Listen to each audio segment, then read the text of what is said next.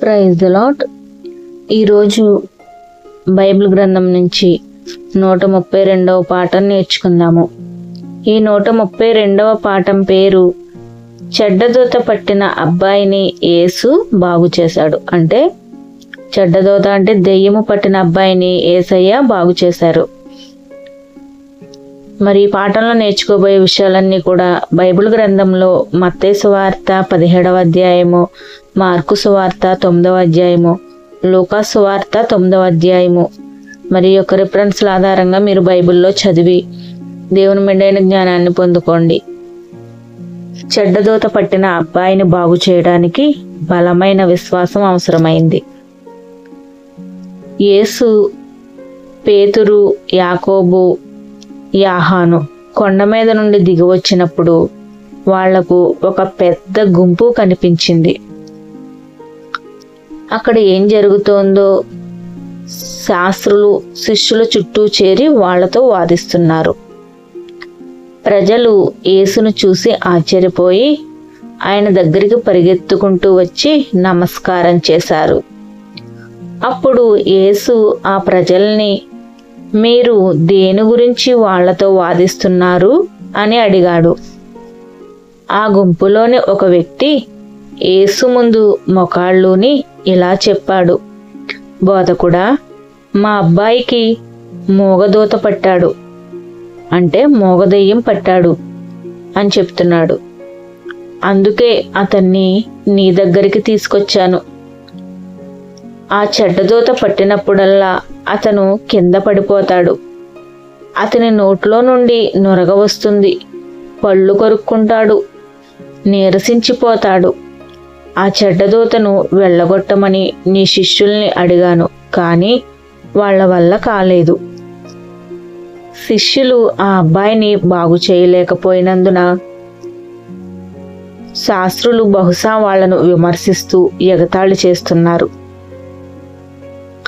కాబట్టి యేసు నిరుత్సాహంలో ఉన్న ఆ అబ్బాయి తండ్రితో మాట్లాడే బదులు ప్రజలతో ఇలా అన్నాడు, విశ్వాసం లేని చెడ్డతరమా, ఎంతకాలం నేను మీతో ఉండాలి, ఎంతకాలం మిమ్మల్ని సహించాలి? తాను లేనప్పుడు తన శిష్యుల్ని ఇబ్బంది పెట్టిన శాస్త్రుల్ని ఉద్దేశించే యేసు ఆ మాట అన్నాడు. తర్వాత బాధపడుతున్న ఆ తండ్రి వైపు తిరిగి, ఆ అబ్బాయిని నా దగ్గరకు తీసుకురండి అన్నాడు.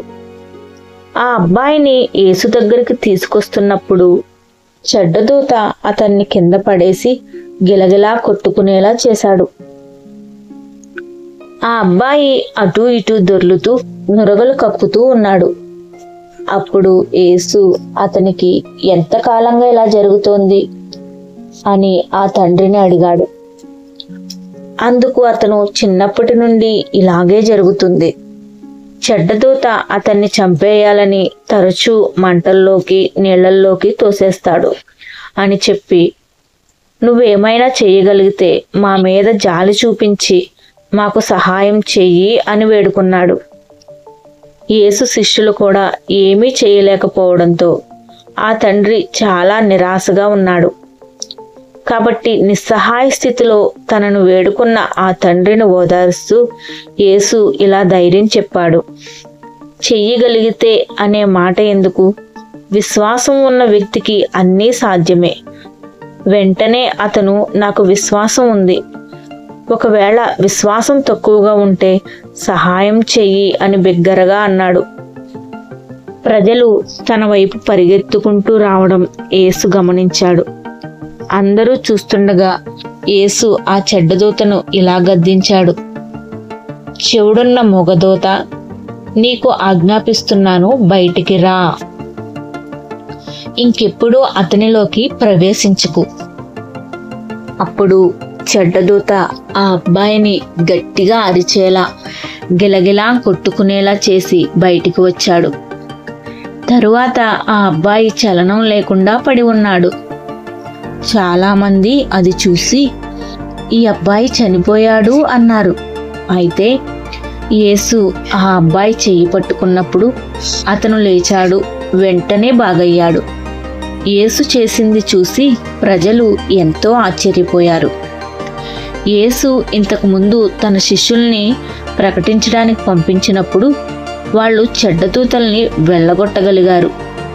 కాబట్టి ఒక ఇంట్లో ఏకాంతంగా ఉన్నప్పుడు శిష్యులు ఆయన్ని ఇలా అడిగారు, ఆ చెడ్డ దూతను మేము ఎందుకు వెళ్ళగొట్టలేకపోయాం? వాళ్లలో విశ్వాసం తక్కువ అవడం వల్లనేనని వివరిస్తూ యేసు ఇలా అన్నాడు, ఇలాంటి చెడ్డ దూతల్ని వెళ్ళగొట్టడం ప్రార్థన వల్ల మాత్రమే సాధ్యమవుతుంది. శక్తివంతమైన చెడ్డ దూతల్ని వెళ్ళగొట్టడానికి బలమైన విశ్వాసంతో పాటు దేవుని సహాయం కోసం ప్రార్థించడం కూడా అవసరమని యేసు చెప్పాడు. యేసు చివర్లో ఇలా అన్నాడు, నేను మీతో నిజంగా చెప్తున్నాను, మీకు ఆవగింజంత విశ్వాసం ఉండి ఈ కొండతో ఇక్కడ నుండి అక్కడికి వెళ్ళు అని అంటే అది వెళ్తుంది. మీకు ఏదీ అసాధ్యంగా ఉండదు. విశ్వాసానికి ఎంత బలం ఉందో కదా. యెహోవా సేవలో మనకు ఎదురయ్యే ఆటంకాలు, ఇబ్బందులు ఎత్తైన పర్వతంలా కనిపించవచ్చు. వాటిని అధిగమించడం అసాధ్యం అనిపించవచ్చు. కానీ మన విశ్వాసాన్ని బలపరుచుకుంటే అది సాధ్యమే. విన్నారు కదండి, ఇంతటితో పాఠం పూర్తయింది. ఒక దెయ్యం పట్టిన అబ్బాయిని యేసయ్య బాగు చేశారు. విశ్వాసం ఉంటే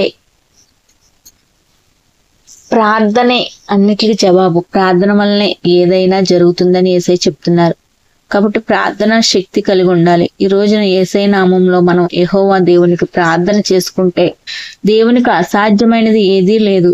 మీరు కూడా మరి కుటుంబాల్లో మరి చింతలు, వేదనలు, సమస్యలు, గలిబిలిలు కలుగుతున్నాయంటే మరి సాతాను ఎంతో శోధిస్తూ ఉంటాడు. ఆ శోధనల నుంచి, వేదనల నుంచి, ఆ యొక్క విధానం నుంచి బయటపడాలంటే మానవ జీవితానికి ప్రార్థన ఎంతో అవసరం. ప్రార్థన చేసుకోండి, దేవునికి దగ్గరగా ఉండండి, దేవుని యందు భయభక్తులు కలిగి ఉండండి.